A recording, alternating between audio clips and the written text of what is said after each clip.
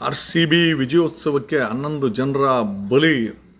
ಸರ್ಕಾರದ ಕ್ರಮ ಏನು ಅಂತಂದರೆ, ಒಂದು ಕಡೆ ಹೈಕೋರ್ಟಲ್ಲಿ ಈ ಒಂದು ಪಿಟಿಷನ್ ಅಡ್ಮಿಟ್ ಆಗಿ ಸ್ವಯಂ ಪ್ರೇರಿತವಾಗಿ ಹೈಕೋರ್ಟು ಮಾನಿಟರ್ ಮಾಡ್ತಾ ಇದೆ, ವರದಿಯನ್ನು ಕೇಳಿದೆ, ಸಂಪೂರ್ಣ ವರದಿಯನ್ನು ಕೇಳಿದೆ. ಸರ್ಕಾರ ಒಂದು ಕಡೆ ಬೆಂಗಳೂರಿನ 5 ಪೊಲೀಸ್ ಅಧಿಕಾರಿಗಳು, ಬೆಂಗಳೂರಿನ city police commissioner Dayanand, additional commissioner, DCP, central DCP, ACP, command park inspector ಎಲ್ಲರನ್ನು ಸಸ್ಪೆಂಡ್ ಮಾಡಿ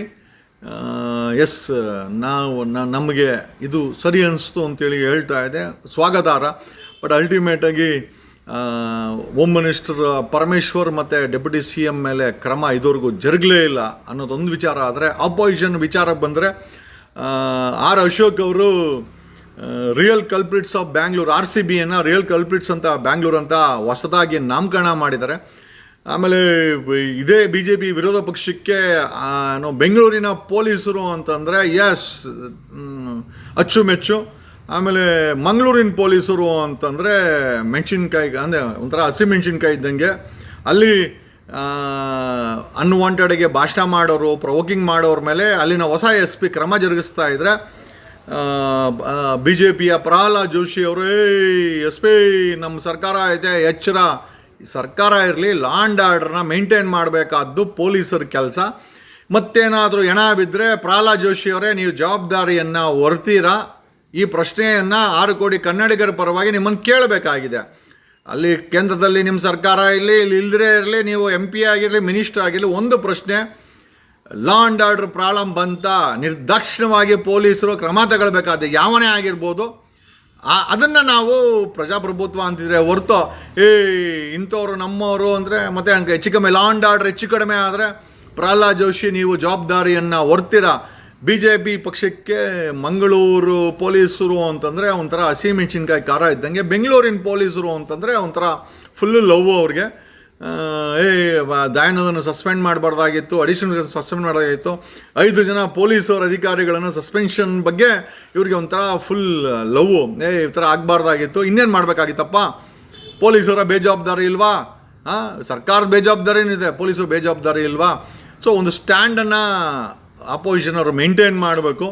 ಮಂಗಳೂರಲ್ಲಿ ಹೆಣಗಳ ಮೇಲೆ ಹೆಣಗಳು ಬಿದ್ದಿದೆ. ಈಗಲೂ ಕೂಡ ಪ್ರಹ್ಲಾದ್ ಜೋಶಿ ಅವ್ರಿಗೆ ಮಂಗಳೂರು SP ಮೇಲೆ ಹೆಂಗಾರೆ ಏನೋ ಒಂದು ಕೆಲಸ ಮಾಡಿ, ಮಂಗಳೂರು SP ಕೆಲಸವನ್ನು ಪ್ರಹ್ಲಾದ್ ಜೋಶಿ ಅವರಿಗೆ ವಹಿಸ್ಬಿಡಿ, ಅವರೇ ಮೇಂಟೈನ್ ಮಾಡಲಿ ಅಂತ ಹೇಳುತ್ತೆ. ಯಾಕಂದರೆ ಪೊಲೀಸರ ಕೆಲಸನ ಈ ಥರ ಕೆಲಸ ಮಾಡೋಕ್ಕೂ ಬಿಡ್ದಿರ.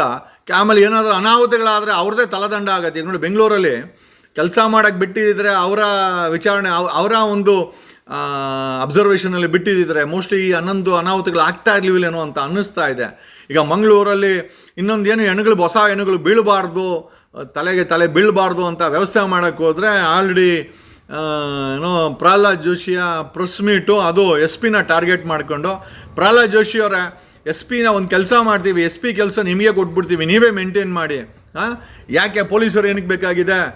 ಪದೇ ಕೆಲಸ ಅದೇನು ಹೇಳ್ತಾರಲ್ಲ, ಕೆಲಸ ಮಾಡೋರಿಗೂ ಕೆಲಸ ಮಾಡೋಕ್ಕೆ ಬಿಡಲ್ಲ. ಅಲ್ಲಿ ಏನೋ ಹೆಣ ಬಿದ್ದರೆ ಸರ್ಕಾರ ಪ್ರಹ್ಲಾದ್ ಜೋಶಿ ಅವ್ರನ್ನ ಜವಾಬ್ದಾರಿ ತಗೊಳ್ಳಿ, SPಗೆ ಕೆಲಸ ಮಾಡೋಕ್ಕೆ ಬಿಡ್ಬಿಡಿ. ಯಾಕಂದರೆ ಫುಲ್ಲು ಏನೇ ಸ್ನೇಹಿತರೆ, ಒಂದು ಕಡೆ ಈ ರೀತಿ ಲಾ ಆ್ಯಂಡ್ ಆರ್ಡ್ರ್ಗಳನ್ನು ಮೇಂಟೈನ್ ಮಾಡೋಕ್ಕಾಗದಂಥ ಪೊಲೀಸರು, ಮತ್ತು ಕೆಲಸ ಮಾಡೋಕ್ಕೆ ಹೋದರೆ ಅವರನ್ನು ಕೆಲಸ ಮಾಡೋಕ್ಕೆ ಬಿಡದಂಥ MLAಗಳು, MP ಗಳು, ಪ್ರಹ್ಲಾದ್ ಜೋಶಿ ಅಂತ ವ್ಯಕ್ತಿಗಳು ಏನು ಹೇಳಬೇಕೋ ಗೊತ್ತಿಲ್ಲ.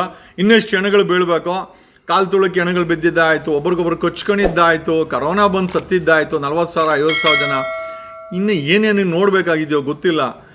ಸರ್ಕಾರ ಎಲ್ಲ ರೀತಿಯ ಕ್ರಮಗಳನ್ನು ಜರುಗಿಸಲಿ ಅಂತ ಹೇಳುತ್ತಾ, ಮುಂದೊಮ್ಮೆ ಇದು ರೀತಿ ಆಗದಿರಲಿ, ಆಗಿದವ್ರಿಗೆ ಆಗಿದಂಥ ತಪ್ಪಿತಸ್ಥರ ಮೇಲೆ ಕ್ರಮ ಜರುಗಿಸಲಿ ಅಂತ ಹೇಳುತ್ತಾ ಇಲ್ಲ ಇವನ್ನ ಮುಗಿಸ್ತೀನಿ. Thanks a lot.